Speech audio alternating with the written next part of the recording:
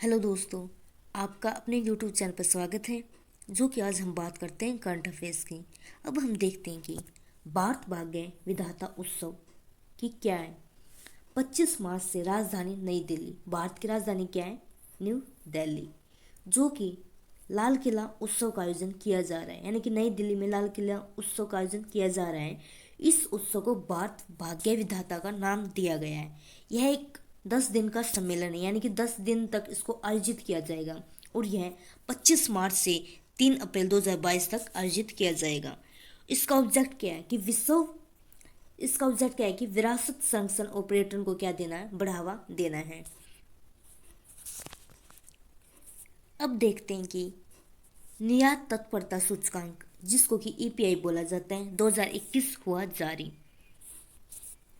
अब देखते हैं निर्यात तत्परता सूचकांक, जो कि 25 मार्च को लॉन्च किया गया है। यह इस इंडेक्स का दूसरा संस्करण है। इसे नीति आयोग द्वारा प्रतिस्पर्धात्मक संस्थानों के सहयोग से जारी किया गया। अगर नीति आयोग की बात की जाए, जो कि इसकी स्थापना कब हुई थी? 2015 में की गई। वह नीति आयोग के जो अध्यक्ष होते हैं, पीएम होते हैं। अब बात की जाए कि अब देखते हैं मानव रक्त में माइक्रोप्लास्टिक की क्या है। नीदरलैंड में वैज्ञानिकों के एक समूह ने एक अध्ययन किया, स्टडी की है कि नया शोध इन्वायरमेंटल इंटरनेशनल जर्नल में पब्लिश हुआ। वैज्ञानिकों के द्वारा परीक्षण किए गए लगभग 80% लोगों में माइक्रोप्लास्टिक पाए गए हैं। यानी कि वैज्ञानिकों ने क्या किया? रिसर्च की है, जिसमें कि लगभग 80% लोगों में क्या पाया गया है? माइक्रोप्लास्टिक। 25 मार्च को कौन सा दिन मनाया गया है? जो कि आज गुलामी और ट्रांस अटलांटिक दास व्यापार के पीड़ितों के स्मरण का अंतर्राष्ट्रीय दिवस मनाया गया है। जिसको कि इस दिन का उद्देश्य, यानी कि ऑब्जेक्ट क्या है कि नस्लवाद और पूर्वाग्रह के खतरों के बारे में अवेयर करना। वह इसकी थीम क्या रही है? जो कि stories of courage, resistance to slavery and unity against racism रही है। उत्तराखंड में जल्द लागू होगी समान नागरिक संहिता, जिसको कि यूनिफॉर्म सिविल कोड भी बोलते हैं। उत्तराखंड के मुख्यमंत्री ने समान नागरिक संहिता यूनिफॉर्म सिविल कोड को लागू करने की क्या की है? घोषणा की है। वह उत्तराखंड ऐसा करने वाला पहला राज्य है। अगर उत्तराखंड की बात की जाए तो इसकी कैपिटल क्या है? कि देहरादून है। अब हम देखते हैं कि राष्ट्रपति रामनाथ कोविंद ने भारतीय नौसेना के जहाज वलसुरा को प्रतिष्ठित प्रेसिडेंट कलर अवार्ड से सम्मानित किया, जो कि आईएनएस वलसुरा की स्थापना 5 दिसंबर 1942 को गुजरात के जामनगर में हुई थी। अब आगे देखते हैं कि हाल ही में एज जन्मे बच्चे का अंतर्राष्ट्रीय दिवस कब मनाया गया है? एज जन्मे बच्चे का अंतर्राष्ट्रीय दिवस कब मनाया गया? जो कि 25 मार्च को मनाया गया है। वह इसका ऑब्जेक्ट क्या है कि गर्भपात पीड़ितों के लिए श्रवण दिवस के रूप में मनाया जाता है। अब आगे देखा जाता है कि हाल ही राज्य की पुलिस के साथ भारतीय सेना ने सुरक्षा कवच अभ्यास आयोजित किया है, जो कि महाराष्ट्र सरकार के द्वारा किया गया है। वह महाराष्ट्र का जो सीएम है उद्धव ठाकरे हैं, जो कि उद्धव जो ठाकरे हैं 29वें मुख्यमंत्री हैं। गवर्नर की बात की जाए तो भगत सिंह कोश्यारी हैं। वह महाराष्ट्र में लोनार झील भी है, लोनार झील है।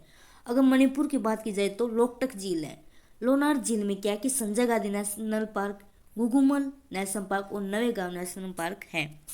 अब आगे देखते हैं कि हाल ही में मारुति सुजुकी का नया एमडी एंड सीईओ किसे नियुक्त किया गया है? जो कि हिसाशी टुकेची को किया गया है। वह मारुति सुजुकी, जो कि कहाँ पे है? गुरुग्राम में है।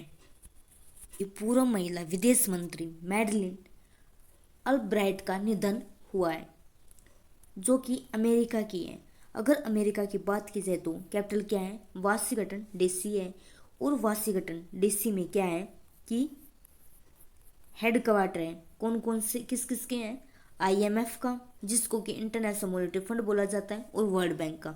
दोनों का ही हेड क्वार्टर वाशिंगटन डीसी में है। और इन दोनों की स्थापना, आईएमएफ और वर्ल्ड बैंक की जो स्थापना हुई थी 1944 में हुई थी। हाल ही में डन एंड ब्रैड स्ट्रीट के अंतर्राष्ट्रीय सलाहकार बोर्ड में कौन शामिल हुए हैं? जो कि रजनीश कुमार शामिल हुए हैं। हाल ही में भारत के किस पूर्व मुख्य न्यायाधीश का निधन हुआ है? जो कि आर सी लाहोटी का निधन हुआ है। वह 2004 और 2005 के क्या रहेंगे? मुख्य न्यायाधीश रहे हैं। हाल ही में इंडियन साइकियाट्रिक सोसाइटी का राष्ट्रीय सम्मेलन कहाँ पे शुरू हुआ है, जो कि विशाखापट्टनम में शुरू हुआ है। वह सरकार ने 2025 तक कितने नए हवाई अड्डे बनाने का लक्ष्य रखा है, जो कि 220 हवाई अड्डे बनाने का लक्ष्य रखा है।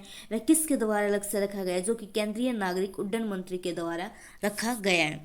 हाल ही में 187वां असम राइफल स्थापना दिवस कब मनाया गया है, जो कि 24 मार्च को मनाया गया है। वह बात की जाए कि हाल ही में फीफा वर्ल्ड कप 2022 को स्पॉन्सर करने वाली पहली भारतीय कंपनी कौन सी बनी है, जो कि बाइजू कंपनी बनी है। बाइजू के अगर हेडक्वार्टर की बात की जाए तो बेंगलुरु में है। वह इसकी स्थापना की बात की जाए तो 2011 में हुई है। और बाइजू क्या एक लर्निंग ऐप है। जो है वो क्या एक Indian multinational educational technology company है, जिसका कि हेडक्वार्टर आप लोगों को पता है बेंगलुरु में है। वह कब फाउंड की गई, यानी कि 2011 में इसकी स्थापना की गई, जो कि बाबूजी रविंद्रन एंड दिव्या गोकुलनाथ के द्वारा इसकी स्थापना की गई थी, यानी कि इसके फाउंडर है ये।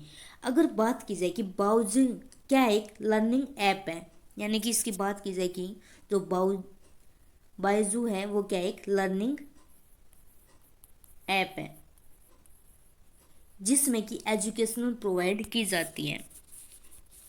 मार्च में कौन कौन से दिन आए हैं, जो कि इम्पोर्टेंट है। 1 मार्च को विश्व नागरिक शिक्षा दिवस मनाया जाता है। वह शून्य भेदभाव दिवस भी 1 मार्च को ही मनाया जाता है। 2 मार्च को सिविल लेखा दिवस मनाते हैं। 3 मार्च को विश्व वन्यजीव दिवस और विश्व श्रवण दिवस मनाते हैं, जिसकी थीम क्या है, here for life here for care है। 4 मार्च को राष्ट्रीय शिक्षा दिवस मनाया जाता है।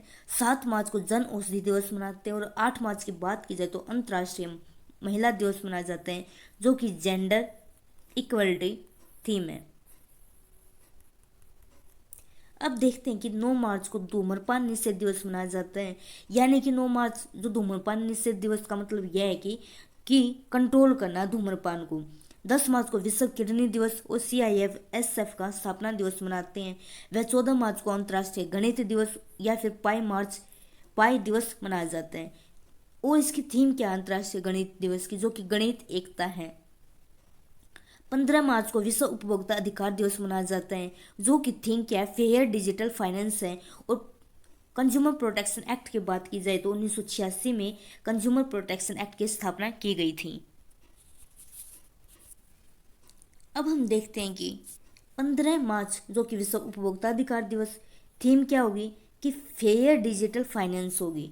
16 मार्च को राष्ट्रीय टीकाकरण दिवस, जो कि थीम है वैक्सीन वर्क फॉर ऑल। 18 मार्च को आयुध निर्माण दिवस मनाया जाता है। और 20 मार्च को विश्व मौखिक स्वास्थ्य दिवस, अंतर्राष्ट्रीय प्रसन्नता दिवस और विश्व गौरैया दिवस भी 20 मार्च को ही मनाया जाता है। वह विश्व गौरैया दिवस की जो थीम है वो आई लव स्पैरो है। 21 मार्च को अंतर्राष्ट्रीय वन दिवस, विश्व काठपुतली दिवस, नस्लीय भेदभाव के उन्मूलन के लिए अंतर्राष्ट्रीय दिवस, विश्व कविता दिवस और विश्व डाउन सिंड्रोम दिवस भी 21 मार्च को मनाया जाता है। 22 मार्च को वर्ल्ड वाटर डे मनाया जाता है। और 22 अप्रैल की बात की जाए तो विश्व पृथ्वी दिवस मनाया जाता है। और 22 मार्च को जैव विविधता दिवस मनाते हैं। और 23 मार्च को विश्व मौसम विज्ञान दिवस मनाया जाता है। 24 मार्च को विश्व क्षय रोग दिवस मनाते हैं। और इसकी थीम क्या रही है, invest to end TB save lives रही है। Thank you for watching.